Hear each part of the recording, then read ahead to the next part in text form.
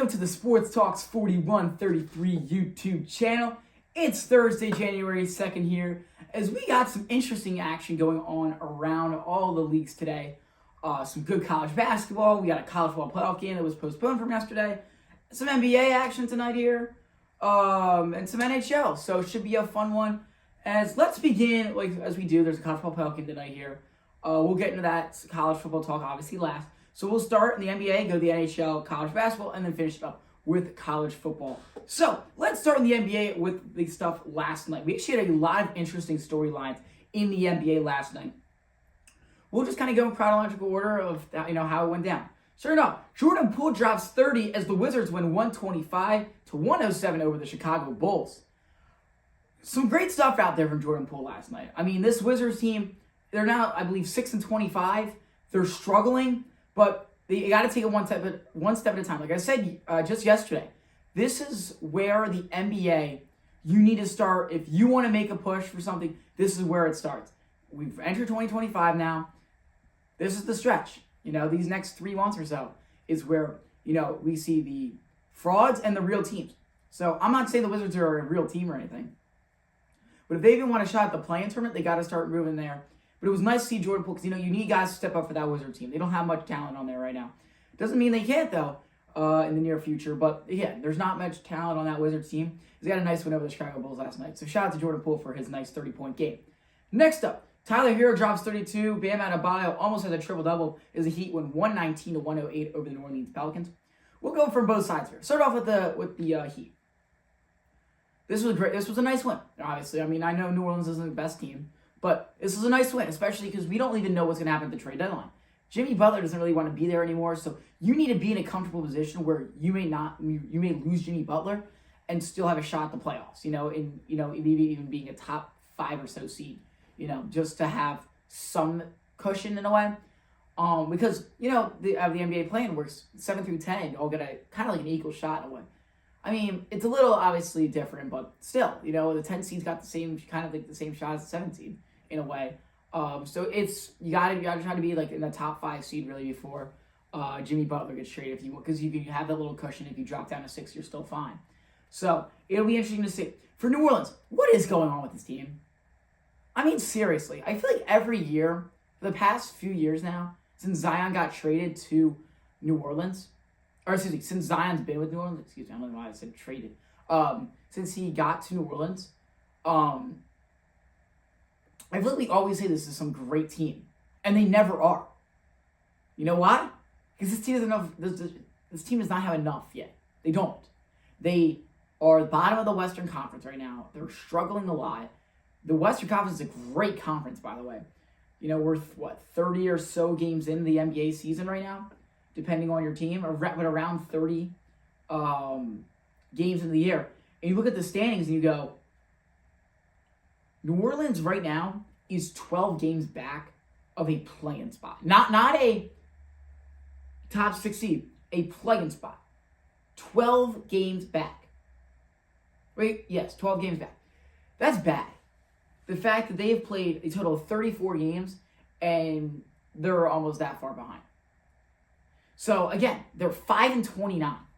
The Pelicans have not won an NBA game since, let me get this for you right here, December 5th. Yeah, I knew it was a while ago. They won 1 total game in December. Their second to last win, November 15th, against the Denver Nuggets. This is bad. They're 3-29 in their last 32 games. And I don't know what it is. This team just cannot seem to step up and find ways to try to win games. I know they only lost by 11 last night, but it did not feel like that. It didn't. I feel like they were never in this game. And I look at their starting 5, there's not much talent here. When CJ McCollum and Trey Murphy are your 2 best players. So they got to start figuring it out ASAP if they want any push. Next up, Scotty Barnes drops 33 points as the Raptors win 130-113 to end their 11-game losing streak.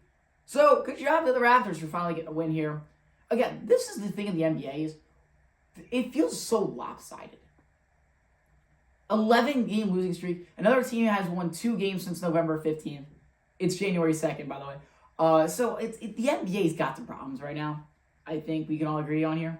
But hey, Barnes gets a nice 33 and the Raptors get the job done. Knicks win 119-103 over the Utah Jazz for their 9th straight win on the season now without Jalen Brunson.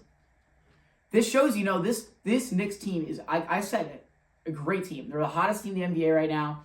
They've won 9 straight. They know what they're doing. They have a great team out all around. Carmelo Anthony Towns is playing amazing there. Brunson plays well.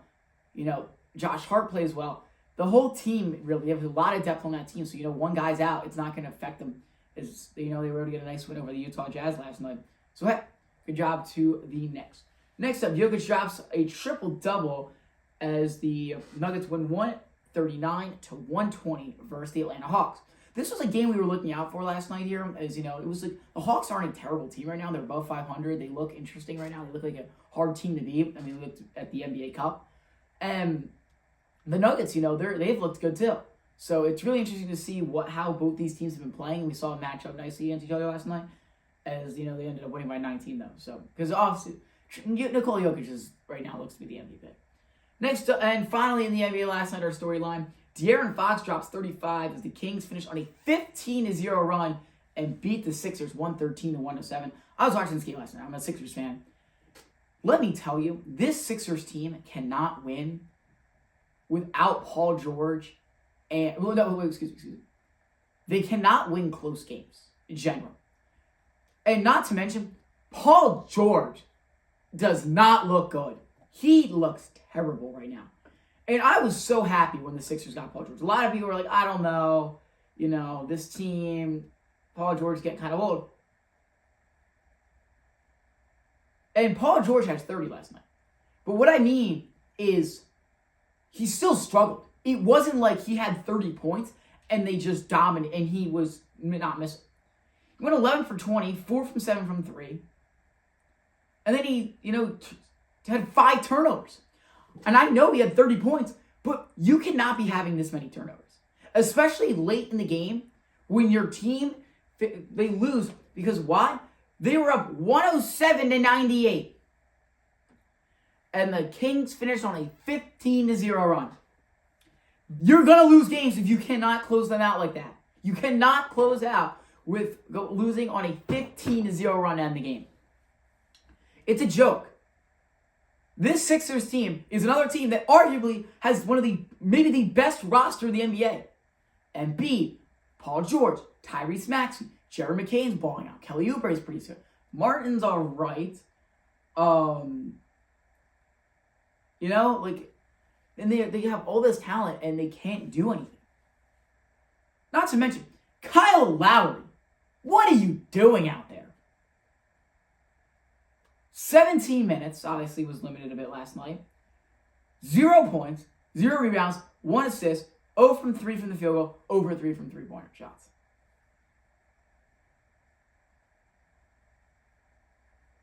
What are we doing, Kyle Lowry? I mean, the Sixers team is 5 games below 500. And I know they've won 4 of their last 5, but still, there is panic. This is the time every year as a Sixers fan where the team starts to make a little bit of a push. You start to come back to being a big super fan, and then you end up just starting to suck again. 2 NBA games tonight here to look out for, both actually on TNT tonight here. How about Celtics versus Timberwolves? We nearly saw this as the NBA Finals matchup last year, but the T-Wolves lost in the Western Conference Final. But Celtics, Anthony Edwards versus Jason Tatum and Jaylen Brown. We got a good game here tonight, folks. In Minnesota, should be an interesting one to look out for sure. And the other game to look out for the NBA tonight here, and it's Sixers-Warriors. Let's move on. NHL last night, there was only the one game as the Kings won 3-0 over the Devils. So nothing really to take away from that one.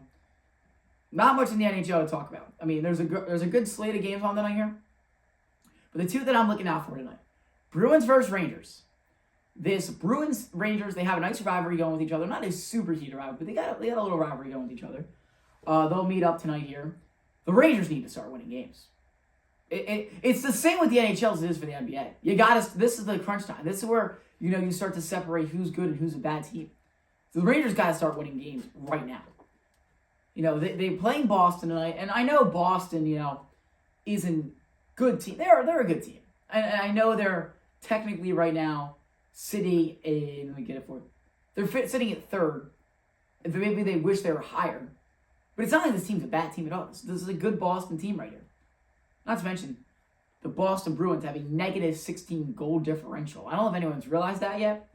But yeah.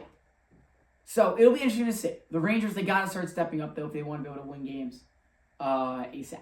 And the other game to look out for now. How about Carolina versus Florida? The Hurricanes and the Panthers tonight here. Maybe the two best teams in the Eastern Conference right now squaring up tonight. So it should be a fun one to look out for in that. College basketball. Yesterday, we didn't really see too much. The only kind of notable thing, UConn blew out the ball, I guess. The ACC, UNC also loses again to Louisville. North Carolina's on a panic alert right now. They really are. They don't look good. Luckily the ACC is not super strong this year, so maybe they can start making a push, but they're going to have to start stepping it up very soon. Other college basketball tonight, though, we actually have a nice slate here. 3 games in the top 25 to look out for tonight. There's 4 top 25 games, but one of them's Portland versus Gonzaga. Come on. My 3 college basketball games to look out for tonight. Number 1, we'll start off with the biggest game of the night, in my opinion. 10 p.m. tonight here. We're going to see number 22 Illinois versus number 9 Oregon. This one should be a good one. Illinois, they're always a good team in the Big Ten. How are they going to be going across country to a hostile environment playing against the number 9 team in the country, the Oregon Ducks? Not to mention Oregon lost in football yesterday, which we'll start getting into in a minute here. So you got to think some people are to start to transition into basketball now. So I expect it to be loud there tonight. How can Illinois go across country and get the job done tonight? They're gonna have to play their best. It's that simple. Play your best. You got a shot. Because Illinois is a good team. They are. They've got some great players on that team. They lost a few guys in the draft, but still. Our next game to look out for tonight here, my second favorite game today, is number 21 Memphis versus FAU tonight here. Memphis has to go on the road to FAU tonight, so it could be an interesting one here. Memphis, they're a good team. They just beat Ole Miss back on Saturday by a good amount. They're a good squad. They know how to play basketball. They are always a great team in the American Athletic Conference. So we'll see what they do tonight as they play against FAU. Remember, a few years ago they were in the Final Four. They're not the same, obviously. So FAU lost their head coach over the offseason, but in Dustin May. But still, should be interesting. And the final game to look out for in the college basketball world tonight here, my third favorite game tonight here, number 20 Purdue goes on the road to Minnesota. These are 2 rivalries going to square off tonight here up in Minnesota. I'd watch out, folks. You should watch out. Purdue is my team to put on panic alert tonight. Upset alert tonight here for Purdue for sure. Now it's time, which you've been waiting for, time to talk college football. We'll start with the 2 games yesterday and talk about the 2 games today. Start off here. Texas beats Arizona State 39-31 in double overtime to win the Chick-fil-A Beach Bowl. I talked about this a bit yesterday on my TikTok account.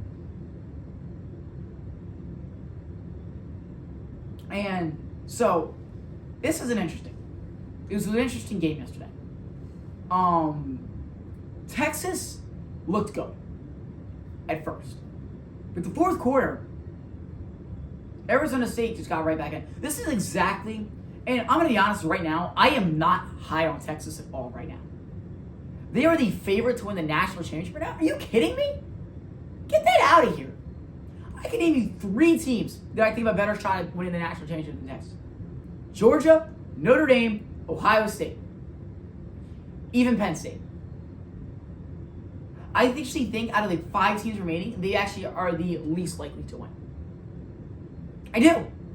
I don't know how to feel, because they were dominating Clemson, and then they let Clemson get back in. They let Arizona State. Arizona State was 1 play away from moving on.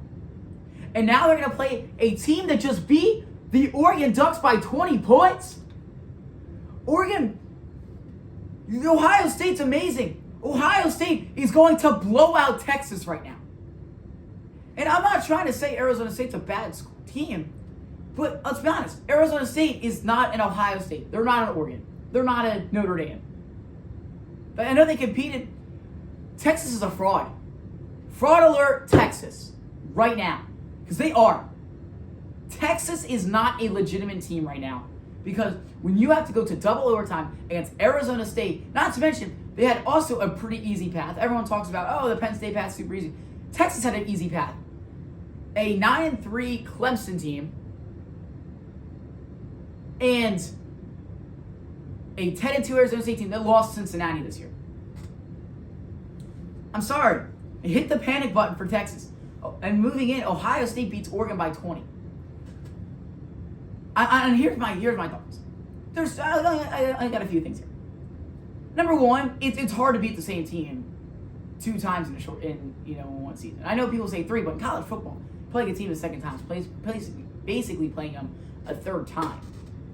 They're not going to really have that shot to play them 3 times. The fact is that Oregon won at home, but Ohio State was fired up after they lost to Michigan. They went out, blew out Tennessee, and then they just blew out Oregon. And now they're coming for Texas. Because if I'm any team left in the college football playoff right now, I would be scared to play Ohio State. Because they are hot, they are furious. Because Michigan did their whole planting the flag on the field. They are furious now. They are fired up. They look amazing. Jeremiah Smith looks amazing. Emmanuel Abuka looks amazing. Will Howard looked good. The rushing game looked good. Ohio State is a hard team to beat right now.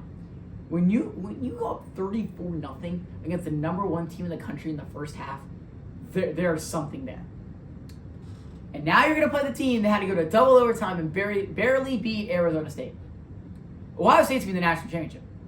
Ohio State is going to play in the national championship. Now, in the bottom of that bracket, with Georgia, Penn State, and Notre Dame, who comes out of there, I don't know. I think today's game will determine a lot, which we'll get into in a minute or so. This one's going to be weird between Texas and Ohio State. Because it's going to be a blowout. You watch. It's going to be a blowout. I expect Ohio State to blow out Texas. Let's move now into the games tonight here. We'll just start with the Duke-Ole Miss game, and then we'll do the college football playoff and the pick that. So Duke versus Ole Miss tonight here. I am taking Ole Miss. Hotty toddy. So this is an interesting one. We're going to see Jackson Dart play. This is going to be really interesting. I know Ole Miss is a very heavy favorite tonight. They have Jackson Dart. The only guy that Ole Miss is going to be missing tonight is Chris Paul Jr., their linebacker. They're going to be playing a lot of their starters. Lane Kiffin wants to show the playoff committee why Ole Miss should have been in. And I respect him. Because a 9-3 Ole Miss team, I am shocked that people are... And there also is the fact of, why is Alabama this ahead of Ole Miss team? And I know it doesn't matter anymore, obviously. The playoff came out almost a month ago. But the question does become is, should Ole Miss be ahead of the Alabama Crimson Tide? And they're going to go out tonight, and they're going to prove that, hey, we should have been over Alabama, we should have been over SMU, we should have been over at Boise State, because Lane Kiffin was tweeting that he wanted Penn State to ball him out. It's really weird. So I expect Ole Miss to come out fired up tonight. I expect Jackson Dart to have a nice game. And also, this is a good Ole Miss team. They beat Georgia by 18 points. And I know they have some bad losses like Kentucky and Florida. Well, Florida's loss, I don't know. Was that necessarily a bad loss? I know they're, 6-6 or 7-5 or whatever. They were on a hot streak to end the year. They were on the road. It was a harder game than people think. It wasn't a hard game, but it was a harder game than people think.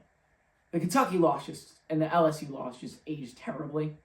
So it is what it is. So give me Ole Miss tonight here. Ole Miss by 50. Hotty toddy. Now, Notre Dame and Georgia tonight here. Let's talk about this one before we go in our predictions.